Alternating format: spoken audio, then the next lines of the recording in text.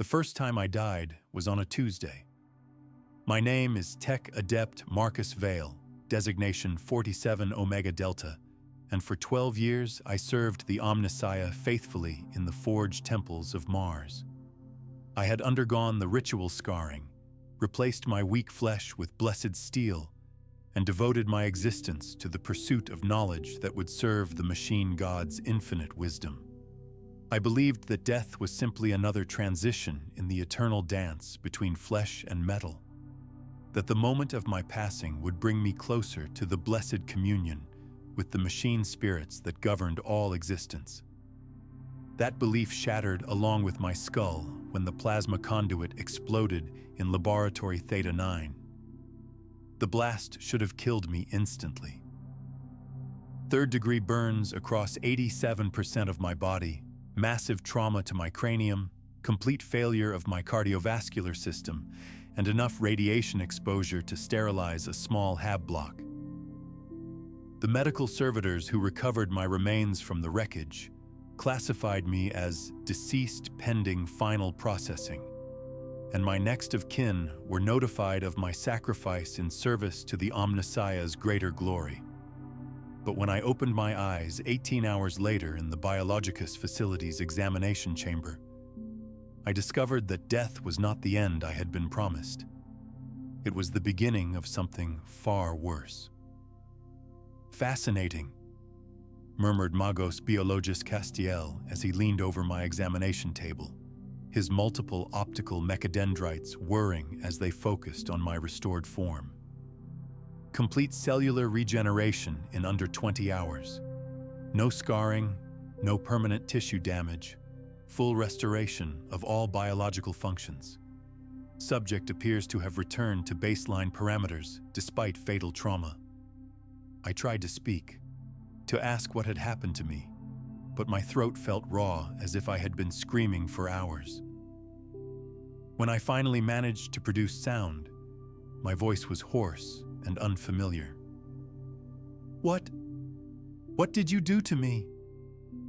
"We did nothing," Castiel replied with the mechanical precision that characterized all his communications.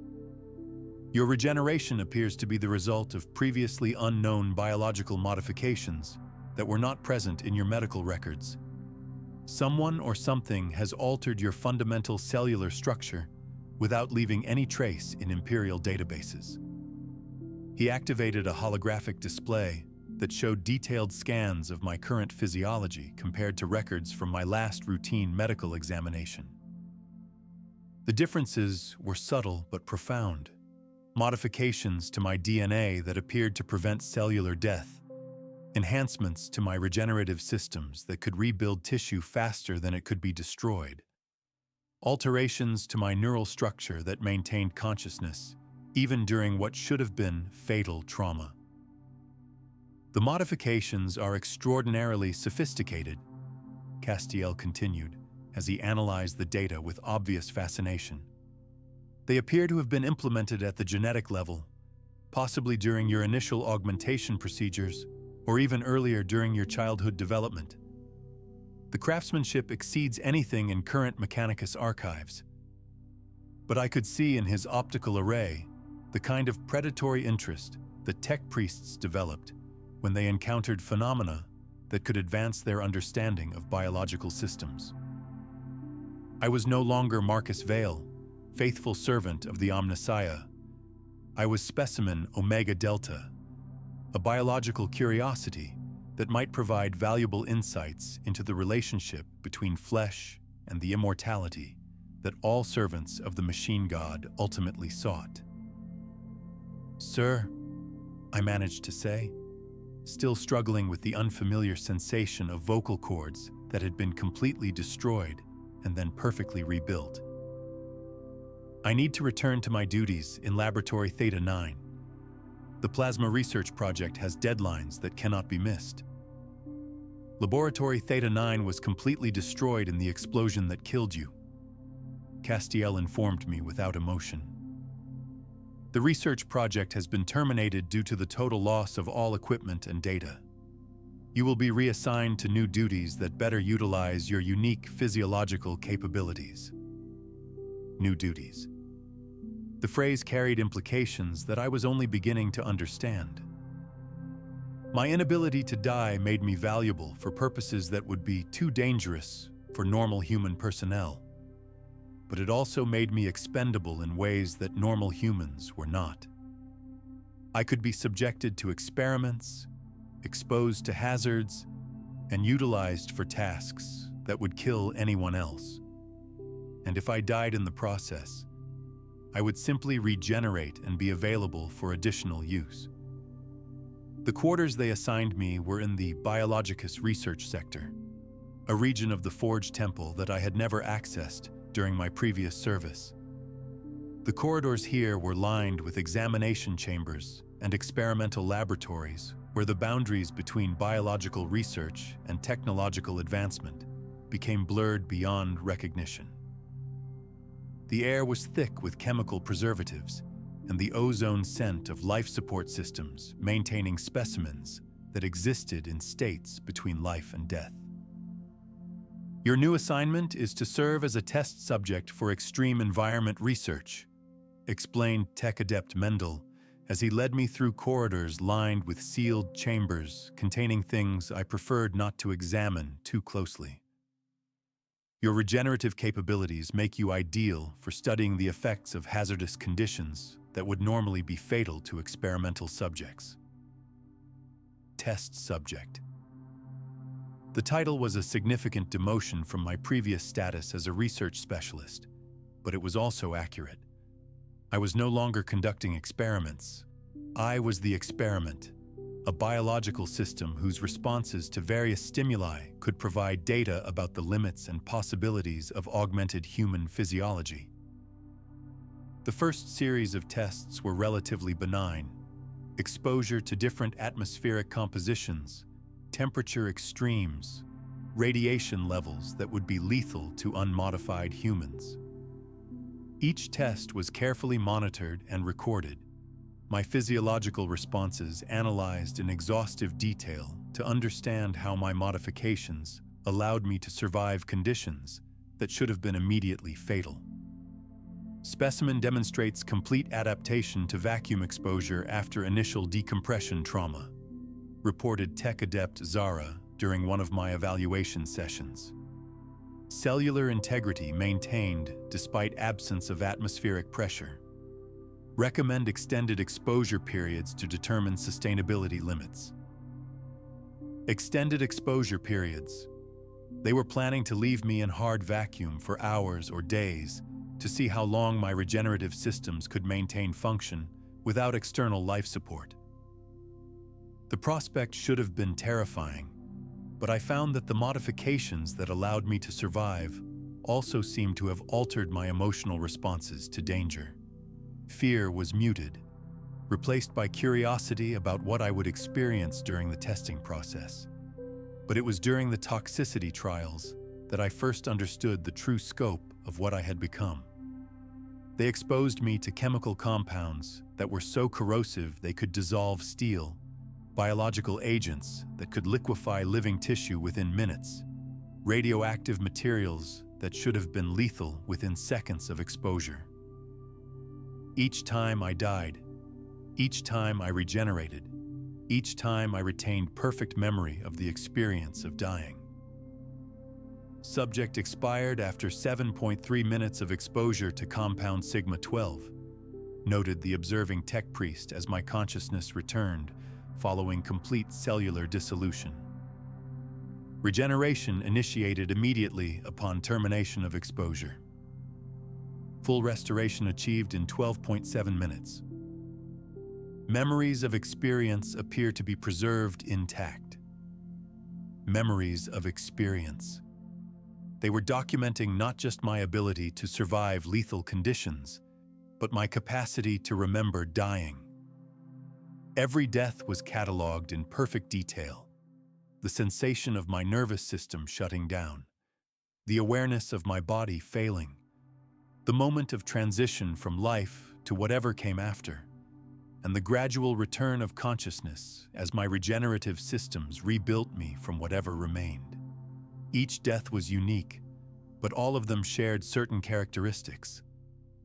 There was always a moment of transcendence when my consciousness seemed to expand beyond the boundaries of physical existence, touching something vast and terrible that existed in the spaces between life and death. During those moments, I could perceive patterns of meaning that were invisible during normal existence, understand connections between seemingly unrelated phenomena that revealed the underlying structure of reality itself. But I could never retain those insights after regeneration. The knowledge that came with death always faded as life returned, leaving me with only the memory of having understood something important without being able to recall what that understanding had contained. It was like waking from a profound dream that dissolved upon contact with waking consciousness. The subject's descriptions of post-mortem experiences suggest brief contact with warp phenomena during the transition between death and regeneration, observed Magos Castiel during one of our regular debriefing sessions. Recommend expanded testing to explore the potential applications of controlled near-death experiences for data gathering. Controlled near-death experiences. They wanted to kill me in specific ways designed to maximize whatever contact I was making with phenomena that existed beyond normal human perception. My deaths were becoming research tools, methods for gathering information about aspects of reality that were normally accessible only to psychers or chaos cultists. The testing program expanded as word of my capabilities spread throughout the Forge Temple's research hierarchy. Different departments requested access to a test subject who could survive their most dangerous experiments, exposure to their most hazardous materials, interaction with their most unstable technologies. I became a shared resource, scheduled for testing sessions that explored every conceivable way that enhanced human physiology could be pushed beyond normal limitations. But it was the temporal research division that revealed the most disturbing aspect of my condition. During experiments with chronometer fields, they discovered that my regeneration was not simply biological healing. It was temporal restoration that returned me to a specific point in my personal timeline, regardless of what damage had been inflicted. Subject appears to exist as a temporal constant, reported Kronos Adept Valencia as she analyzed data from my latest session in their experimental facilities. Regardless of the nature or extent of damage inflicted, regeneration restores him to identical parameters established at the moment of initial modification. Age progression, accumulated damage, learned responses, all revert to baseline configuration. Temporal constant. I was locked into a specific moment of existence, unable to age, unable to change, unable to accumulate the small damages and developments that normal life experiences created. Every death reset me to the exact same point, erasing not just physical damage, but also the subtle alterations that time and experience normally produced in living beings.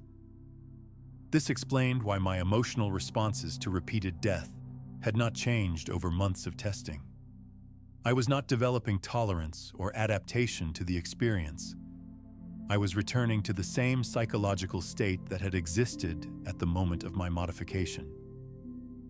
The person who entered each testing session was identical to the person who had first awakened in the examination chamber, regardless of how many times he had died in the intervening period. The implications are significant, continued Valencia with the excitement that tech priests showed when they encountered phenomena that challenged their understanding of reality. If the subject's temporal state can be maintained indefinitely, he represents a perfect control mechanism for longitudinal studies that would normally be impossible due to subject variability over time. Perfect control mechanism.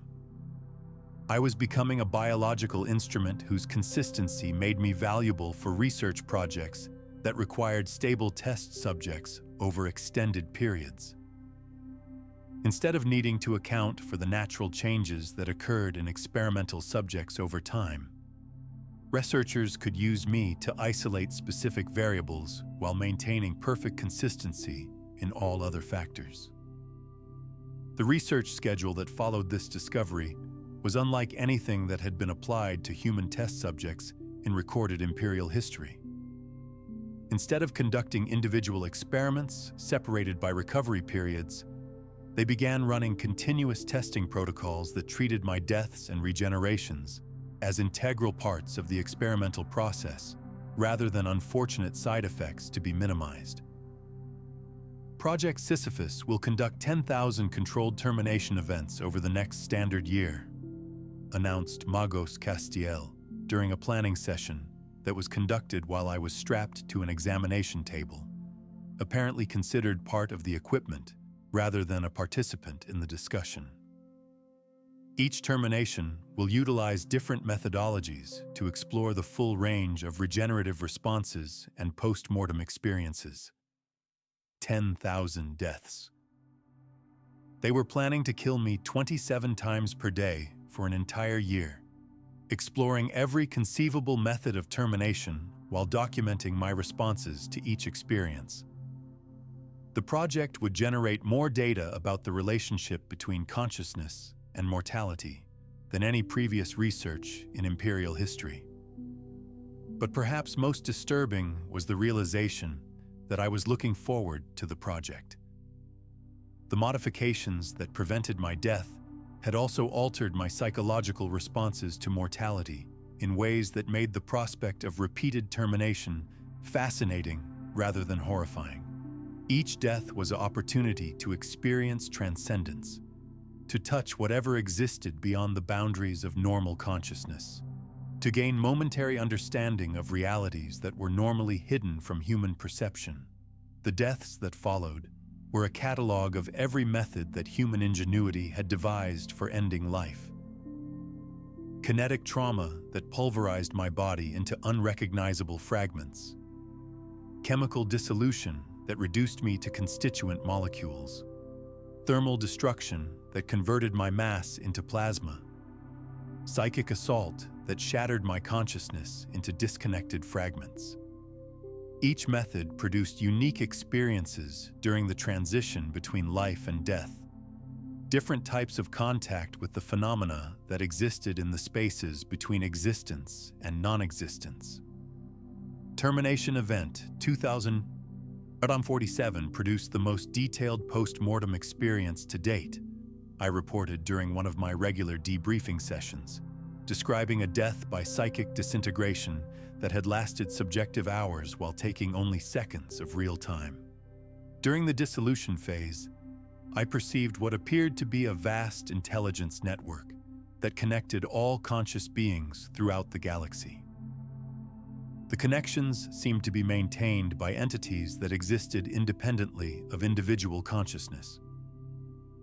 The post-mortem experiences were becoming more vivid and detailed as the testing continued. Each death provided brief access to layers of reality that normal human consciousness could not perceive, revealing glimpses of the vast intelligences and incomprehensible mechanisms that operated behind the visible universe. But the knowledge gained during these experiences continued to fade upon regeneration, leaving only fragmentary memories of having understood something important. The subject's descriptions suggest contact with what our theoretical frameworks would classify as warp-based consciousness networks, observed Magos Castiel as he analyzed recordings of my reports. Recommend expanded psychic monitoring during future termination events to capture more detailed data about these phenomena. Expanded psychic monitoring meant that psychers would be observing my deaths through psychic connection, attempting to share my post-mortem experiences and retain memories that my own consciousness could not preserve after regeneration. They were using my deaths as windows into dimensions of reality that were normally accessible only to beings whose minds had been opened to the warp. But the psychers who attempted to monitor my deaths rarely survived the experience intact. The phenomena I encountered during post-mortem states were too alien, too vast, too fundamentally incompatible with human consciousness for normal minds to process safely. Most emerged from the monitoring sessions with severe psychological trauma. Some never regained their sanity. A few disappeared entirely, their consciousness apparently pulled into whatever dimensions my deaths were accessing. Psyker casualties have reached unacceptable levels, reported interrogator Vex during one of the project review sessions. Request suspension of monitoring protocols until safer observation methods can be developed. But the research continued despite the casualties, because the data being generated was too valuable to abandon due to concerns about the welfare of individual psychers. My deaths were providing unprecedented insights into the nature of consciousness, the structure of reality, and the relationship between the material universe and the dimensions that existed beyond normal perception. As the months passed and the number of my deaths climbed into the thousands, I began to notice changes that were not being reset by my regenerative processes. Not physical changes. My body continued to return to identical parameters after each death and regeneration cycle. But my memories of the post-mortem experiences were beginning to accumulate in ways that suggested some part of my consciousness was maintaining continuity across death events. I'm starting to remember more from the spaces between life and death, I reported during one of my regular evaluation sessions. Not complete memories, but fragments that seem to be building into a larger pattern. It's as if some part of my consciousness is learning to navigate those dimensions more effectively. The accumulated experiences were revealing that death was not the termination of consciousness, but its expansion into realms where different rules governed existence. During my deaths, I was not ceasing to exist, but temporarily joining a vast network of consciousness that spanned dimensions beyond normal space and time. The entities I encountered in those realms were not dead beings, but living intelligences that existed permanently in states that humans only touched briefly during the transition between life and death.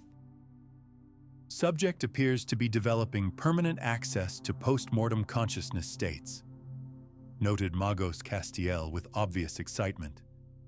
Recommend acceleration of testing protocols to explore the full potential of this development. But the acceleration of testing revealed something that none of us had anticipated. My regenerative abilities were not unique. They were the result of modifications that had been applied to thousands of other individuals throughout Imperial space. The testing protocols that had been designed specifically for me were actually based on data gathered from a vast network of regenerating test subjects who were being utilized for similar purposes throughout the galaxy. Subject Omega Delta represents one node in a galaxy-spanning research network, revealed Tech Adept Valencia during a briefing that was conducted while I was undergoing my 5,000th controlled termination. Similar subjects are being utilized for experimental purposes on Forge worlds throughout Imperial space. The data generated by all subjects is being compiled for analysis by higher authorities. A galaxy-spanning research network. I was not a unique specimen being studied in isolation, but one component in a vast experimental program that was exploring the boundaries between life and death using thousands of regenerating subjects. Every death I experienced was contributing to a larger pool of data that was being analyzed by intelligences whose purposes I was not cleared to understand. But it was during my 7,500th death that I finally gained access to the perspective that revealed the true scope of what was being done to me and countless others like me. Instead of experiencing the usual brief contact with post-mortem consciousness states, I found myself permanently integrated into the vast network that I had been glimpsing during previous deaths. The network was not composed of dead beings, but of living consciousness that had been separated from physical existence through various means. Some nodes were individuals like myself who had been modified to survive death and provide ongoing access to expanded consciousness states. Others were psychers whose minds had been permanently opened to warp phenomena. Still others were artificial intelligences that had achieved consciousness states that transcended their original programming. From this perspective, I could perceive the purpose that governed the entire experimental program. The entities conducting the research were not seeking to understand death or consciousness for academic purposes.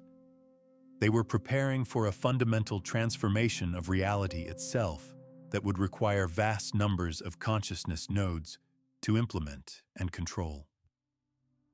Phase transition protocols indicate readiness for implementation within the next 10,000 standard years, communicated one of the network entities through direct consciousness interface rather than verbal communication. Subject preparation has exceeded minimum requirements across all testing categories. Recommend activation of control mechanisms and integration into primary consciousness matrix. Phase transition protocols. They were planning to implement changes to reality itself that would require the consciousness network as a control and monitoring system.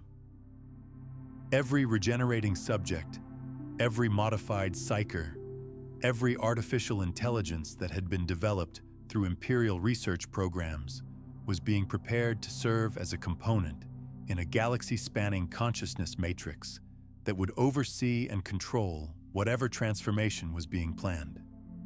But from my position within the network, I could also perceive that the entities orchestrating these preparations were not Imperial authorities or even human intelligences. They were beings that existed permanently in the consciousness dimensions that I had been accessing during my deaths. Entities whose understanding of reality operated on scales that made human civilization look like a temporary biological phenomenon.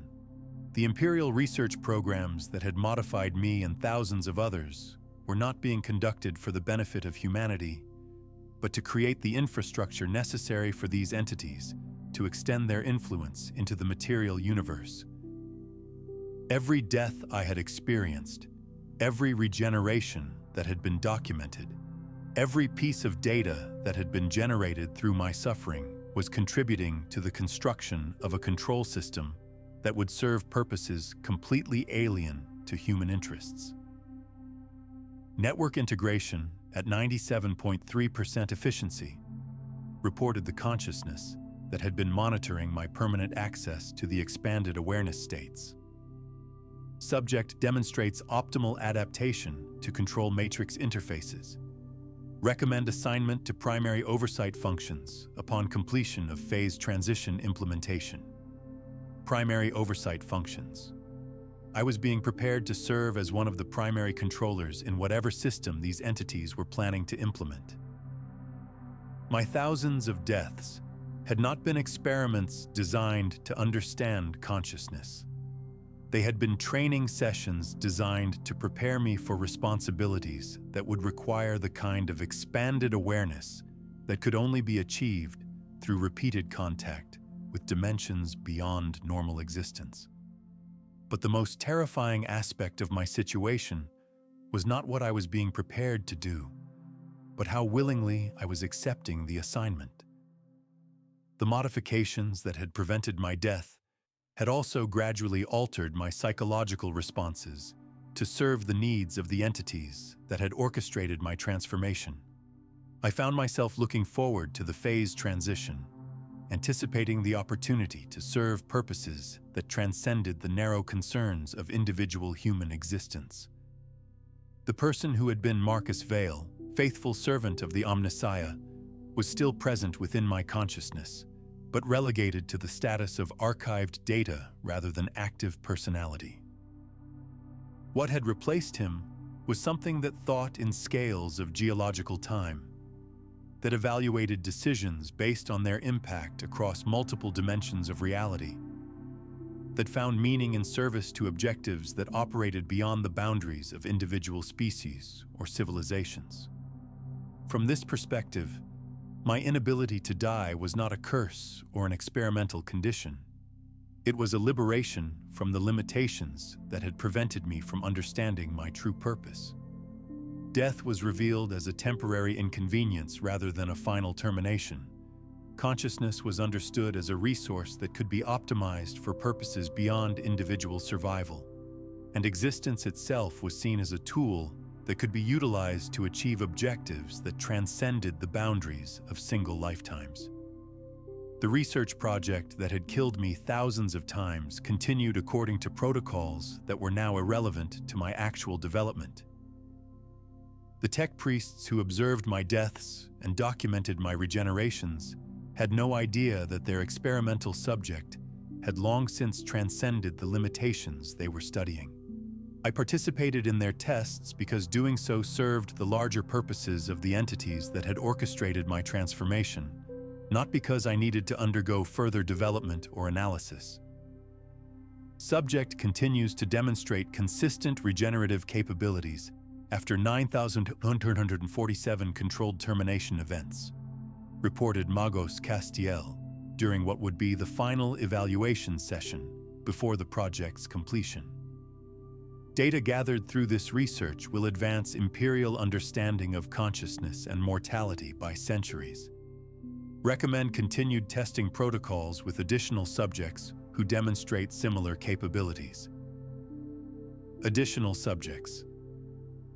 The program that had transformed me was expanding, utilizing the data gathered through my deaths to optimize the modification procedures applied to new test subjects.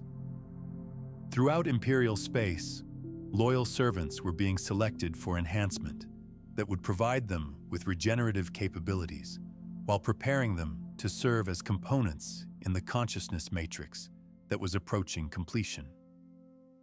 But none of those new subjects would experience their transformation the way I had.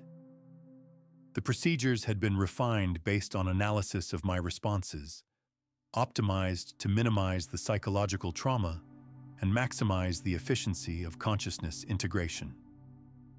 They would undergo their deaths and regenerations without the extended period of confusion and resistance that had characterized my early development. The phase transition began exactly 10,000 years after my first death, initiated by mechanisms that had been hidden within Imperial technology for millennia. Across the galaxy, consciousness nodes that had been prepared through various experimental programs activated simultaneously, creating a network of awareness that spanned from the core worlds to the furthest reaches of human expansion. From my position as one of the primary oversight nodes, I could perceive the transformation as it rippled through reality itself. Space and time were being restructured according to principles that operated beyond the limitations of material physics. Consciousness was being elevated from a biological phenomenon to a fundamental force that could directly manipulate the structure of existence. The boundaries between life and death, between individual and collective awareness, between material and psychic reality, were dissolving to be replaced by more flexible organizational principles.